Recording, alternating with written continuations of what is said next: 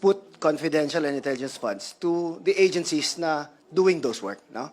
So, kanina sa testimony, pinatestify on cross-examination, tinatanong yung witness, itong activity na to, yung tree planting, yung Christmas party, yung etc., ginamitan ng ganito na funds, etc.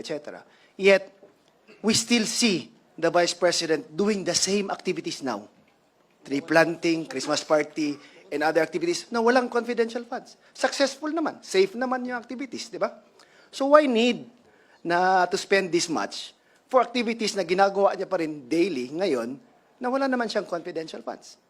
Di ba? So it destroys the story na kailangan natin ng confidential fund para security, blah, blah, blah, etc. Because she has been doing the same activities na wala na siyang confidential fund. Example lang kanina, sinabi. No? Road safety, going to that particular activity.